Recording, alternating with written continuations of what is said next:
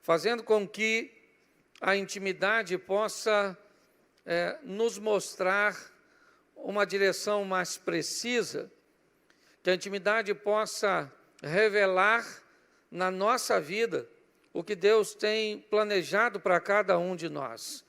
Nós nutrimos em todos os nossos relacionamentos, sejam eles interpessoais ou divino, sempre um grande nível de expectativas. E todas as expectativas correspondidas, né, são muito benéficas, prazerosas, mas toda expectativa não correspondida tem tendência a gerar algum nível de frustração, a não ser que tenhamos intimidade o suficiente para entender por que aquilo está sucedendo, por que é que não estamos recebendo e vivendo as coisas segundo a expectativa que tínhamos. O grande desafio não é ouvir o não de Deus. O grande desafio é saber ou ter intimidade o suficiente para entender por que é que Ele nos disse não. Por que é que Ele não restaurou o que eu queria que fosse restaurado, não abriu a porta que eu gostaria que fosse aberta. Nunca, ou na maioria das vezes, sempre temos a resposta, mas nem sempre entendemos, porque não temos a justificativa. Eu não estou dizendo que Deus tem que se justificar por aquilo que faz na nossa vida. Agora, é muito mais fácil de entender alguma coisa quando temos a intimidade de perguntar o porquê aconteceu ou o porquê não aconteceu. Eu tenho falado muito sobre relacionamento nesses últimos dias. E muitas pessoas ficam muito confusas, porque eu tenho procurado mostrar, principalmente nos relacionamentos interpessoais, que existem pessoas más, que existem pessoas ruins, que existem pessoas que precisamos evitar. No ambiente religioso, isso é muito difícil de ser dito e muito mais difícil de ser compreendido. Porque, na verdade, na essência em que fomos criados, todos nós somos bons. Mas há escolhas ao longo da nossa vida, onde vamos nos comportar de maneira boa ou ruim. Quem já não ouviu alguém dizer, não, todo mundo é bom, ruim é o diabo? E eu pergunto a você, qual problema você já teve diretamente com ele? Provavelmente você teve problema com alguém que ele usou para te atingir ou para fazer alguma coisa. A nível de relacionamento, temos até dificuldade de entender uma das coisas que mais procuramos, por exemplo, o amor, quer de nós mesmos, quer do próximo, ou quer de Deus. A Bíblia diz, amai a Deus sobre todas as coisas e amai ao seu próximo como a ti mesmo. Lembra disso? Ame a Deus sobre todas as coisas, isso é prioridade. E depois, ame o próximo como a ti mesmo. Nessa informação, o que recebemos é o seguinte, primeiro eu amo a Deus, depois eu me amo, e depois eu amo o próximo como a mim mesmo. Só que não podemos pautar nossa exposição num texto isolado, e a mesma Bíblia que diz amai a Deus sobre todas as coisas, o próximo como a ti mesmo, também diz, como eu vou amar a Deus que eu não vejo, se eu não sou capaz de amar ao meu próximo que eu vejo? Agora me parece que as coisas mudaram um pouco a ordem. Agora a Bíblia está dizendo que como eu vou amar a Deus se eu não amar o próximo? Mas se eu voltar lá atrás, como eu vou amar o próximo se eu não me amar? Então me parece que me amar primeiro, ter autoestima, ter autoimagem, saber o meu potencial e gostar de mim, é a melhor maneira de amar a Deus, porque eu estou entendendo, certo? Compreendendo que eu fui criado por Ele e que Ele me ama a ponto de dar seu Filho para morrer na cruz do Calvário. Quando nós falamos, ame a si mesmo, e eu acho até que nós precisamos nos amar um pouquinho mais, Ah, pastor, mas a Bíblia não diz que ama o próximo como a ti mesmo? Sim, mas no que diz respeito a isso, ela está querendo dizer o seguinte: não faça mal a ninguém, crie um ambiente onde as pessoas sejam beneficiadas com a sua presença, com as suas ações. Isso. Só nunca ame alguém mais do que você ama a si mesmo, porque senão isso vira doença e você vai permitir que pessoas te usem. É muito importante entendermos isso. Muitas pessoas têm sofrido muito em seus relacionamentos interpessoais porque resolveram amar o próximo acima de si mesmo. E começa a se envolver numa série de relacionamentos confusos. Eu quero compartilhar com você um dos exemplos que para mim é extraordinário no que diz respeito a relacionamento salutar. Segundo o livro dos Reis, capítulo 4, verso de número 25. Põe para mim, por favor, aqui. Isso, já está aqui na tela para você? Êxodo. Segundo o livro dos Reis, capítulo 2, capítulo 4, verso de número 25. E partiu ela, pois, e veio ao homem de Deus, ao Monte Carmelo, e sucedeu que, vendo ao homem de Deus de longe, disse a Geazi, seu marido, disse a Geazi, seu moço, eis aí a sunamita, verso 26. Agora, pois, corre-lhe ao encontro e diz-lhe, vai bem contigo? Vai bem com teu marido? Vai bem com teu filho? E ela disse, vai bem. Feche os seus olhos. Senhor nosso Deus e Pai, em nome de Jesus, continua falando conosco e usa-me como um canal de bênção, pelo poder do nome de Jesus, para a minha vida e para a vida de todos que estão participando deste culto, quer aqui presentes, quer online. Que teu Espírito tenha liberdade de agir em nosso meio, em o nome de Jesus.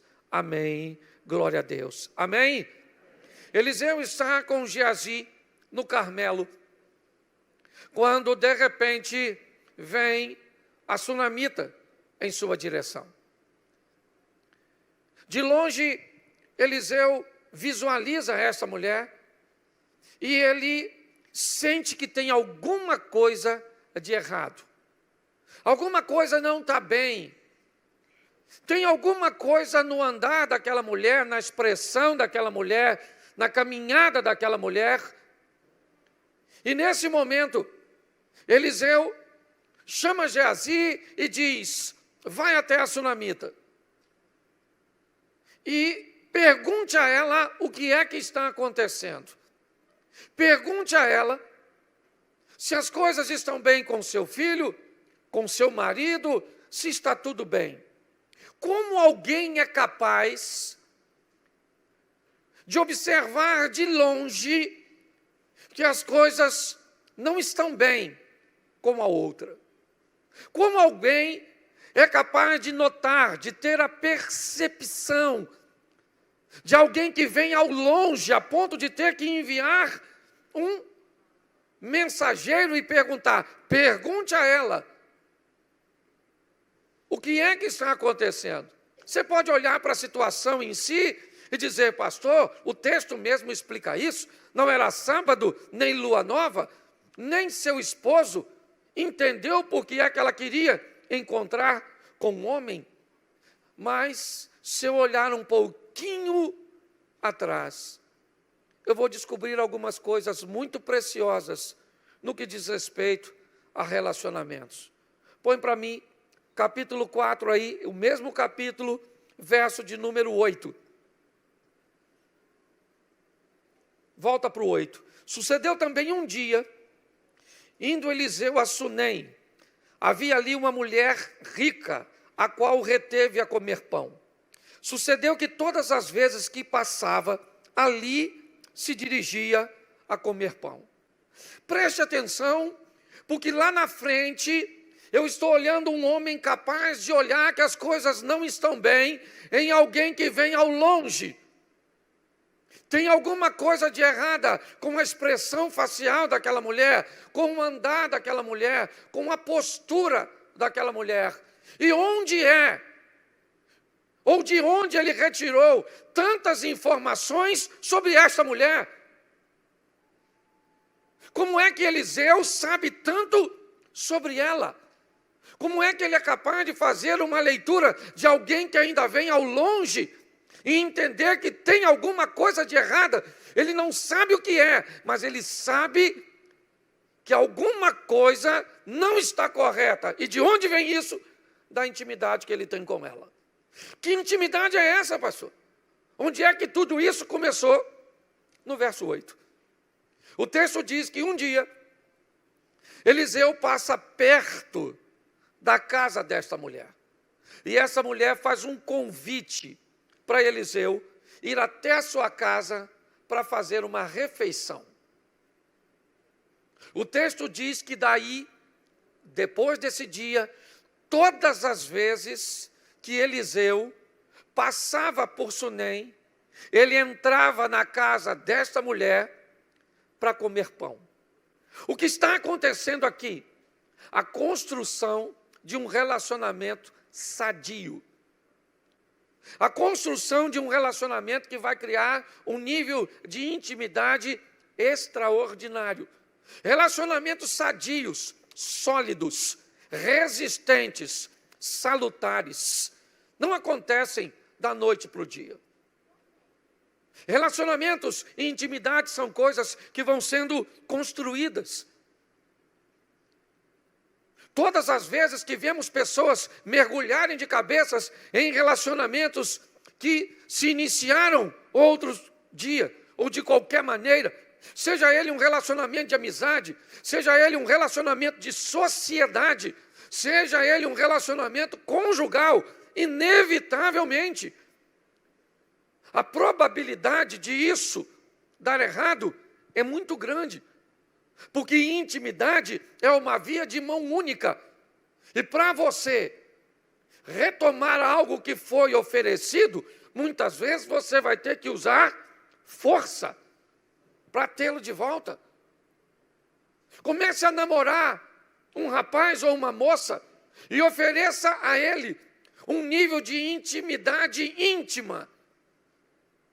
E depois tente dizer que não quer dar mais aquela intimidade. E você verá o que vai acontecer. Pegue alguém que começou a se relacionar com você e gritou com você e falou alto e foi rude. Não coloque essa pessoa no seu devido lugar da primeira vez e você vai descobrir que ela achou que ganhou intimidade para falar com você daquele jeito, para te tratar daquele jeito. A maneira que você tolera com que os outros falem com você é o ensinamento que você está dando a todos para te tratarem. É assim que funciona. Quando nós vemos aqui, o que vemos? Um relacionamento que começa um dia. Como é que as coisas começou? Eliseu passou e ela disse: eu queria que o senhor comesse na minha casa. Duas coisas aconteceram nessa ocasião. A comida provavelmente foi boa, a recepção provavelmente foi extraordinária e a postura do visitante também foi. Porque relacionamento sadio acontece com postura adequada de ambas as partes. As coisas terminam bem porque começam bem. Quando olhamos para esse texto, o que vemos? Algo aparentemente despretensioso. Um homem entra num ambiente para fazer um lanche e o texto diz, todas as vezes que passava lá, ele entrava para comer. Por quê? Porque ele era bem-vindo para comer, sabia que seria bem recebido. É uma história que começa. Nossa história com Deus não é diferente, pois nós aqui não estamos falando de intimidade com pessoas. Nossa proposta é, seja íntimo de Deus, aproxime-se de Deus. E como se faz isso? De uma forma paulatina, unidirecional, crescente, mas madura. Por que muitas pessoas retrocedem? Porque mergulham de cabeça, porque só querem o bônus, mas não sabem o ônus. O quanto custa viver com Deus, o quanto custa ter uma vida digna diante do Senhor. O preço para nos salvar foi pago, Mas o preço da santidade tem que ser pago por mim e por você. A Bíblia é bem clara: todo aquele que quiser vir após mim, negue-se a si mesmo, tome a sua cruz e siga-me. Quer viver com Deus? Negue-se a si mesmo, tome a sua cruz e ande atrás dele. Sabe qual é a pior coisa de andar atrás de alguém? É que quem vai na frente diz a direção. Quem vai na frente diz a velocidade. É que dita o ritmo. Quantas vezes estamos indo à frente, atrás de Deus, e está demorando, parece que ele está devagar. E parece que a gente dá uma olhadinha para cima do pescoço dele, assim, ó, como quem diz. Desenvolve. Desenvolve. Ou por ali é mais perto. Andar atrás, seguir não é fácil. Quando nós olhamos aqui, o que vemos? Um relacionamento crescente, sadio. E olha o verso seguinte. E ela disse ao seu marido: tenho observado que este que passa sempre por nós é um santo homem de... Presta atenção, tem o quê? Eu tenho o quê? Enquanto esse cara está passando aqui em casa, eu estou fazendo o quê? Enquanto as coisas estão acontecendo, ele está comendo, eu estou observando isso. Ela disse: tenho observado que esse que frequenta a nossa casa, que passa sempre por nós, ele é um santo homem de Deus. Isso, ela está avaliando. Pastor, o senhor está dizendo que eu tenho que avaliar Deus? Sim, sim. Provai e vede que o Senhor é bom. Não tem problema nenhum, não. A gente gosta de falar mal do Tomé, sim ou não? Sim ou não? Porque Tomé pediu para ver a ferida, sim ou não? Agora diga para mim aqui, quem é dos discípulos que poderia dar o melhor testemunho das feridas? O Tomé. Sim ou não? Sim, pode ter sido repreendido, era uma lição para todos, sim, mas ele falou, está furado mesmo? Jesus falou, coloca o dedinho aqui, querido, se você quiser ver. Bem-aventurado aquele que não viu e creu. Mas o que está acontecendo aqui é um relacionamento crescente. Algo que vai se consolidar de uma forma extraordinária. E é isso que nós precisamos entender. O texto diz que aquela mulher chama o marido e diz, eu estou vendo que esse camarada, eu tenho observado que esse indivíduo que passa sempre por nós é um santo homem de Deus. Verso 10. Façamos-lhe um pequeno quarto junto ao muro, e ali ponhamos uma cama, uma mesa, uma cadeira e um candeeiro, e há de ser que, vindo ele a nós, te retirará por aí. Deixa esse versículo um pouquinho. Presta atenção na colocação do verbo, ou dos verbos. Façamos-lhe, ponhamos, e vindo ele a nós. Olha bem. A mulher convida o profeta, recebe ele na sua casa, passa a observá-lo, descobre que ele é um santo homem de Deus, e o que era apenas uma visita para um lanche, começa a se tornar uma base missionária, deixa eu tratar assim, um ambiente onde ela chama seu marido, e por ser casada, sempre está no plural, nunca no singular, porque singular é enquanto eu sou solteiro, enquanto eu sou solteiro eu faço, depois que eu casei, façamos. Enquanto eu sou solteiro, eu vou. Depois que eu casei, posso. Achou que eu ia falar, vamos, né? Não estou com tanta autoridade assim. Escute só. Eu gosto da maturidade porque me parece que o relacionamento dessa mulher não é maduro apenas como Eliseu, é maduro com seu marido. Vai ser maduro para com Deus, porque quem aprende a ter intimidade, quem aprende a se se relaciona bem em todas as esferas. Ela sabia controlar suas próprias emoções e se relacionar consigo mesmo, relacionamento intrapessoal. Ela sabia se relacionar com as pessoas, construindo relacionamentos sadios, paulatinos e crescentes. Ela sabia se relacionar com seu marido, entendendo a postura de uma mulher casada e rica. Ela sabia se relacionar com Deus. E nós vamos ver isso mais à frente. Porque ela diz ao marido, já que ele é um santo homem de Deus, e eu já tenho observado isso, façamos aqui em casa uma obra de junto ao muro, ponhamos uma mesa, uma cadeira, um candeeiro, uma cama e um candeeiro, para todas as vezes que ele vier a nós, para ali ele vai se direcionar e descansar. O relacionamento se estabeleceu. Eliseu frequenta a casa daquela mulher por todas as vezes que passava por lá, e está tudo tranquilo. Mas relacionamentos sadios são relacionamentos de mão dupla. Todos os relacionamentos onde apenas uma das partes ganham, não tem tendência a ser muito extenso, pelo menos a nível de satisfação. Relacionamento, para ser bom, tem que ser bom para todos. Um casamento só pode ser bom se for bom para o marido e for bom para a mulher. Eu amo demais a minha mãe, ela ama demais a mãe dela. Então eu tenho que entender que o tempo do casal vai ter que se dividir de vez em quando para ir na casa da mãe dele, de vez em quando para ir à casa da mãe dela, porque os dois precisam se beneficiar. Um é rural, o outro urbano, então tem que haver um equilíbrio para em algum momento ir num hotel fazenda e em outro momento num shopping center.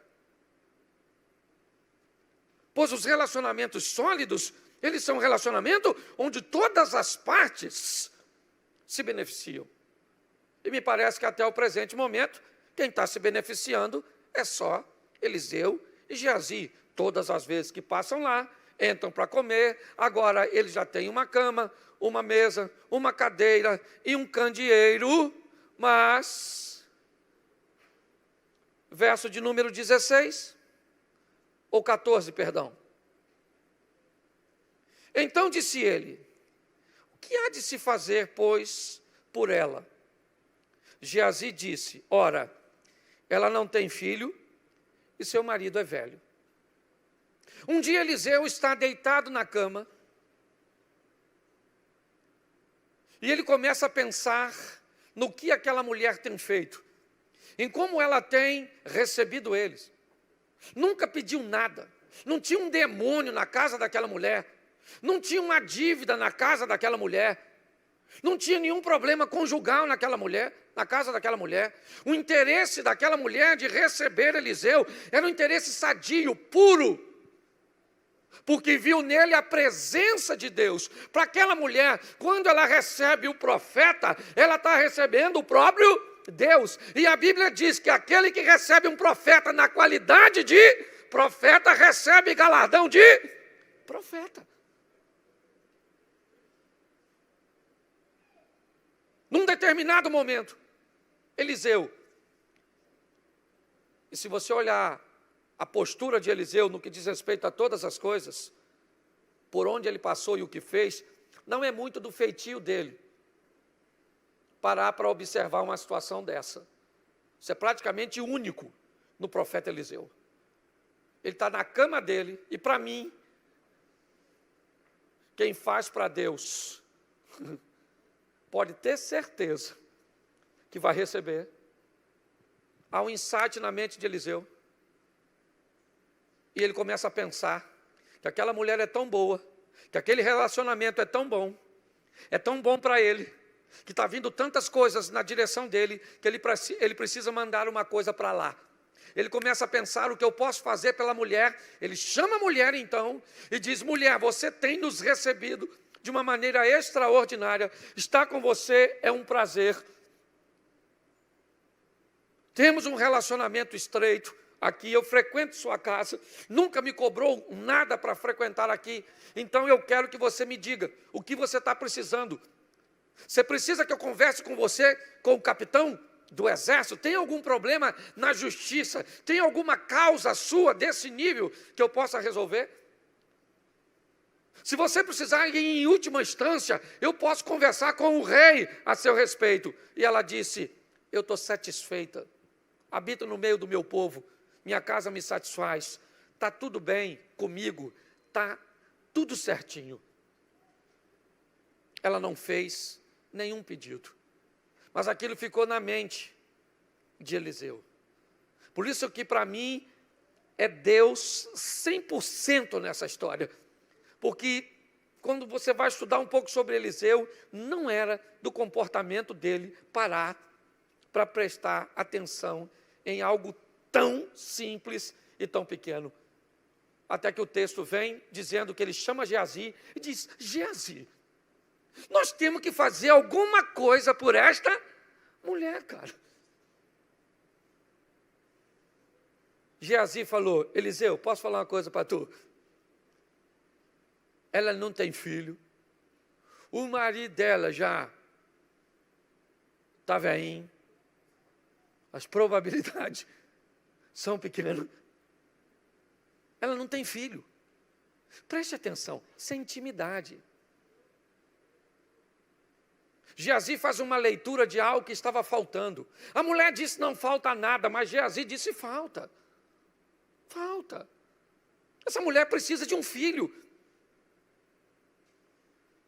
Ele começa a observar e ver por quê? Porque frequenta a casa dela, porque tem intimidade, sabe? Porque passa a observar. Não é somente ela que está observando. Não. Sabe aquele texto que eu li para você antes, né?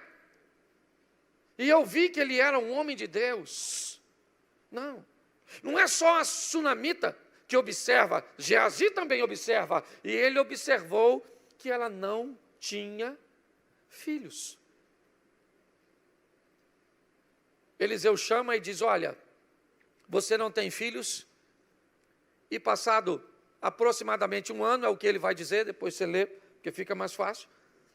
Você vai estar segurando um menino nos seus braços, um filho seu. E ela disse: não brinca comigo assim não. E o menino nasceu. Que coisa extraordinária. Ele cresce e um dia sente uma dor de cabeça e acaba indo a óbito. E aí então que ela pega um jumento e vai procurar Eliseu, e Eliseu de longe notou que tinha, o que tem de errado? Eu não sei. Mas ele é capaz de ler, de entender por causa do relacionamento. Você sabe o que as pessoas mais me procuram e me perguntam? Pastor, eu quero fazer a vontade de Deus, me diga o que eu tenho que fazer. O que eu tenho que fazer? Pastor, eu quero viver uma vida séria com Deus, eu quero agradar a Deus, eu quero ser fiel a Deus. E o que eu tenho que fazer?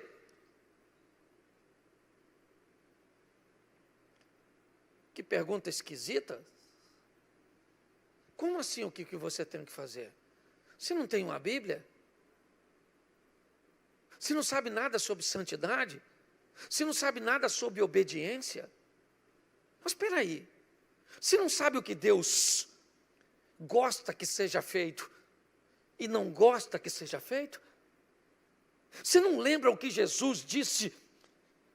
Que para se tornar familiar dele, quer irmã, irmão, mãe ou pai, tem que fazer? Você lembra que a expressão diz: todo aquele que fizer a vontade do meu pai, esse é minha mãe, ou são minha mãe e meus irmãos? Que história é essa? Nós estamos falando para a gente, e muitas, na verdade, no início de uma caminhada. E que nesse início de caminhada ainda tem muita coisa para aprender. Mas estamos falando para muita gente que já tem 10, 20, 30 anos de caminhada. E até hoje me parece que está procurando um caminho para ser íntimo com Deus. Não pode. Tem algum equívoco nisso aqui. Se você se relaciona há muito tempo com Deus, é isso aqui. De frequentar a casa dela, ele olha e diz, tem alguma coisa de errada com a sunamita, vai Geazi. Geazi vai lá e diz, vai tudo bem contigo, com teu filho, com teu marido? Ela disse, vai tudo bem, e continua caminhando na direção de Eliseu. Quando ela chega, ajoelha, começa a chorar, Geazi tenta removê-la, Eliseu diz, não mexe com ela, porque tem alguma coisa de diferente nessa situação, porque Deus não me revelou nada do que está acontecendo. Olha bem, Deus não poderia ter mostrado a Eliseu? Eliseu era alguém íntimo de Deus? Sim. Será que ele não poderia ter visto tudo aquilo de forma prévia? E quando a mulher chegasse a ele, ele já sabia tudo o que estava acontecendo? Mas não. Havia uma intimidade. Não era só Eliseu saber o que estava acontecendo. Aquela mulher deixou um filho morto em casa, e falar para ela era importante. Botar para fora é importante. Ela precisava dizer para Eliseu e desabafar. Meu filho está morto lá, e eu não pedi, eu avisei para não brincar comigo. Preste atenção. Ela está dizendo para o profeta, ela está rasgando o coração. Deus fica quietinho nessa situação, enquanto ela abre o coração diante de quem? De um amigo que frequentava a sua casa, que comia da sua comida, que sabia quem ela era. É isso. Nossa proposta é levar as pessoas a terem um relacionamento com Deus.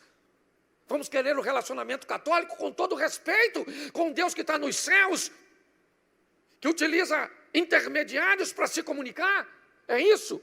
É esse distanciamento de um Deus que é criador de todas as coisas e que não tem tempo para prestar atenção em mim? Não é isso que ele disse, não é isso que diz a sua palavra. Ele diz que é um Deus de perto, um Deus que quer ser amigo, um Deus que não quer ter simplesmente servos, mas que quer ter filhos e amigos, que bate e diz, eu bato, e aquele que levanta e abre e me recebe, eu sento na mesa, como com ele e ele comigo. Um Deus que a Bíblia diz que aquele que conhece a palavra recebe através da palavra o conhecimento e o discernimento para saber qual é a intenção do coração das pessoas. Segura essa. A nossa intimidade com Deus e com a palavra diz que ela é apta para discernir a intenção das pessoas. Não são as ações, a intenção. Elas nem agiram ainda. O problema é que está tudo interligado. E texto sem contexto é pretexto para heresia. O que observamos aqui é um nível de intimidade ao extremo. Ela não reclama com Geazi, ela vai falar com Eliseu. Ela não diz para Geazi, sabe, Geazi, meu menino morreu. Não, ela não perde tempo, não gasta esforços, não canaliza forças, não gera atenção para lugares que não vão resolver seus problemas. Você está entendendo? Ela vai direto na fonte, eu não quero um intermediário, eu quero falar com ele. Cara, meu filho está morto. Sabe o que Eliseu disse? Geazi, pega o meu bordão, corre lá. Ela disse, não, querido. Geazi, não. O senhor vai dar um pulinho lá em casa. O quartinho está lá, caminha, está tudo lá, amigão. Vamos embora. E você sabe quem é o Eliseu, não sabe? Você sabe que uns garotinhos que começou a rir chamando ele de calvo. Não vou nem falar para não traumatizar alguns ouvintes.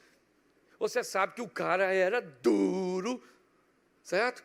E a mulher está lá, vamos lá em casa. E nem era dele. Botou Eliseu para casa. Chegou lá, eu imaginando Geazi com a expectativa do primeiro milagre dele. É hoje que eu arrebento. E o menino ressuscita. Eu imagino quando a mulher chegou com Eliseu, que Geazi falou: Eliseu, o bordão está fraco. O bordão, ó, caiu por terra. Certo, Eliseu? Ela deve ter olhado para o Eliseu e falou assim: não falei?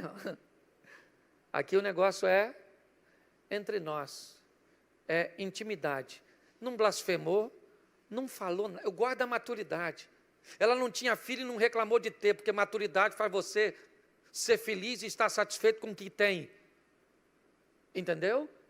Eu gosto porque o filho morre, ela não bota. Ela foi lá falar com Eliseu, e brava, e com todo o direito. Mas pelo menos foi educada. Te pedi alguma coisa? Não gosto de brincadeira. Mas vamos lá em casa. O que ela está dizendo? Meu filho morreu, mas a porta da minha casa ainda está aberta para ti. Vamos dar um pulinho lá. Mas o que mais me encanta nisso é quando nós vamos lá para o capítulo 8. Seria legal se você fosse também. Capítulo 8,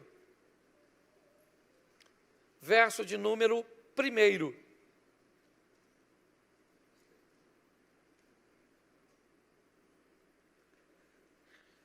E no ano 5º de Jorão, filho de Acabe, rei de Israel, reinando ainda Josafá em Judá, começou a reinar Jeorão, filho de Josafá, rei de Judá.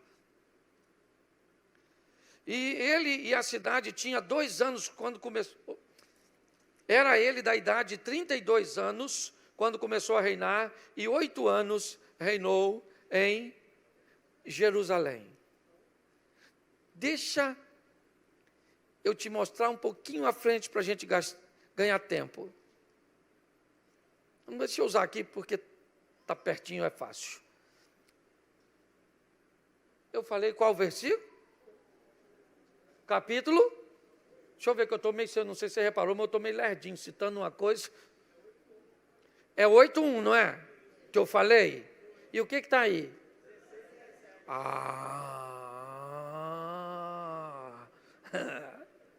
Tem mais gente doida no ambiente além de mim hoje. Bota. Aí sim, querido. Não posso nem falar de você, que eu já errei umas 10 hoje. E falou Eliseu, aquela mulher cujo filho vivificara, dizendo: levanta-te, vai tu e a tua família, peregrina onde puderes peregrinar, porque o Senhor chamou a fome, a qual também virá na terra por 7. Ô, gente, presta atenção, agora aqui comigo. Essa mulher é gente boa, sim ou não? Sim ou não? É uma mulher que investe no homem de Deus, comprometida com Deus, e a casa dela vai passar fome, sim ou não? Sim ou não? Ela vai ter que fugir por causa da fome, sim ou não? Pois é, querido. Fiel também, às vezes, tem que fugir. Não concordo. Tem você na fila do pão para concordar ou não? Até rimou. Olha só. Eliseu chegou para ela e falou para ela assim: querido, olha só, levanta e vai você com a sua família e peregrina onde você puder peregrinar, porque Deus chamou a fome. E ela foi. Foi, deixou sua casa, suas terras, sua riqueza, deixou tudo para trás.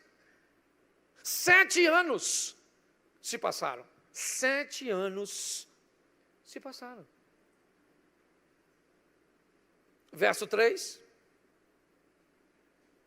E sucedeu que ao cabo de 7 anos, a mulher voltou da terra dos filisteus e saiu a clamar ao rei pela sua casa e pelas suas terras. Verso 4.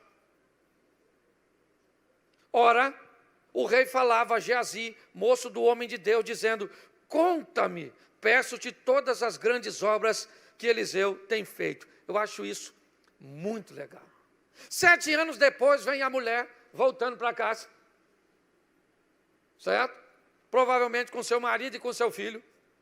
E ela vem para conversar com o rei, para dizer para o rei, para devolver suas terras, porque quando a fome chegou, 7 anos atrás, ela teve que abandonar suas terras. E como vivia num ambiente de monarquia, na verdade as terras nunca foram dela. Mas nesse momento de abandono, volta para o poder real. E durante todo aquele período, o rei está gerenciando e administrando tudo. Deixa eu voltar aqui, só para você entender. Quando Eliseu perguntou a sunamita se ela queria que ele fizesse alguma coisa por ela, ele fez a segunda pergunta: posso eu falar alguma coisa a seu favor com o capitão do exército ou com o rei? Mas nesse texto, Eliseu não está. Quando a mulher está voltando para reclamar, Eliseu não está lá. Ele está vivo, é verdade, mas ele não está presente para interceder por ela, como faria se tivesse. Só que a Bíblia diz que ela recebe Eliseu na sua casa porque vê nele um homem de... E Deus está presente onde Eliseu não está. Você está entendendo? Seus relacionamentos e suas conexões, por melhor que sejam, não vão estar com você em todos os momentos e nem serão capazes de resolver todos os seus problemas, mas Deus vai estar e Ele pode resolver. Então eu não sei o que você está enfrentando hoje, em que esfera está. Eu sei que Deus pode intervir a seu favor. E sabe o que eu acho? Se Deus está no negócio, você lembra daquele texto que diz assim: todas as coisas cooperam para o bem daqueles que amam a...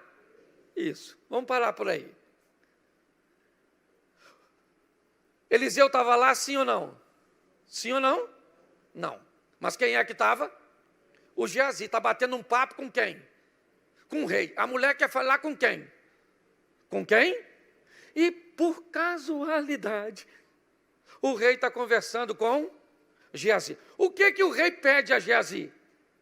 Me fala assim, uma daquelas histórias extraordinárias do Eliseu.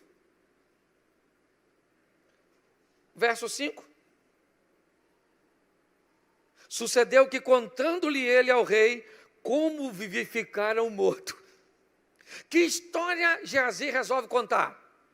A história da mulher com o filho que morreu. E quem é que está chegando? Olha que coincidência. Todas as coisas cooperam para o bem. Ele está falando: olha, a mulher tinha um menino, botou uma cama, isso, uma mesa, um candeeiro, isso. E Eliseu não notou, mas eu notei que ela não tinha filho. E tudo bem que foi ele que profetizou, mas eu estava na parada. E aquela coisa toda, que maravilhoso. O menino morreu, menino. Eu fui lá achando que ia me dar bem.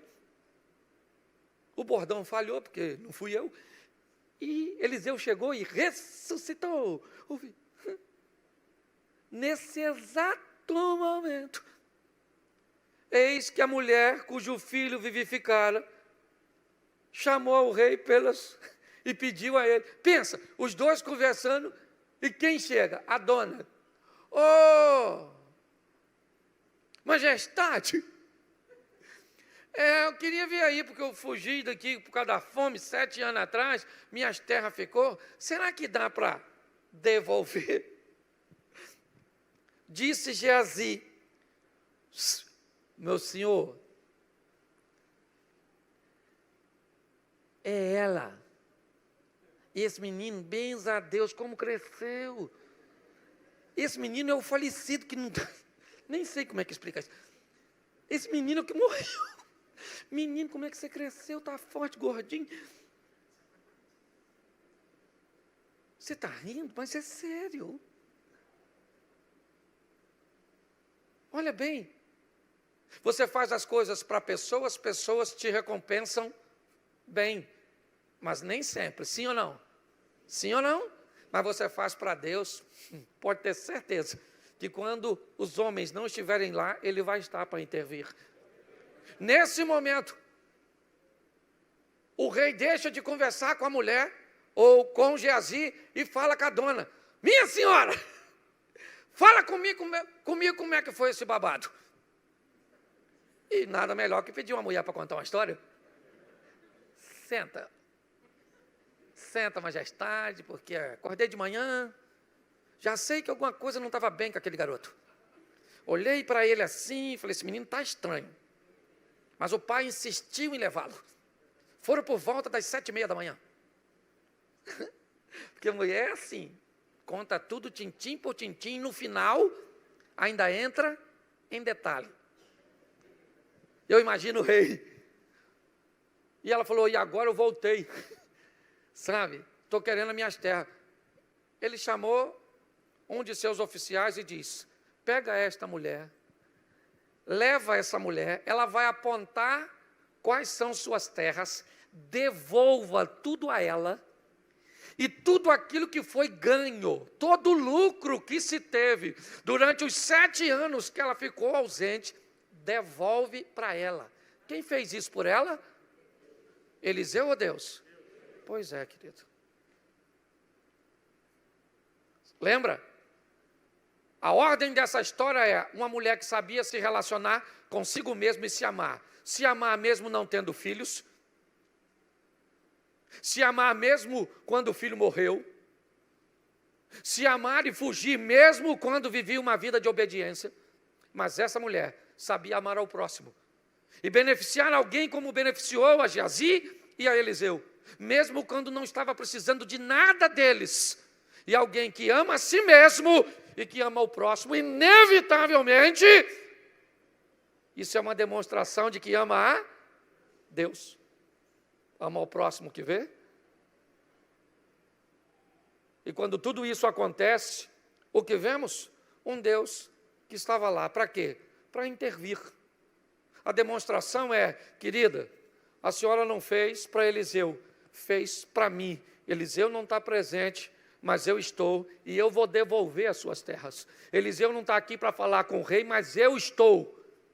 Eliseu não está aqui para criar a situação, mas eu estou.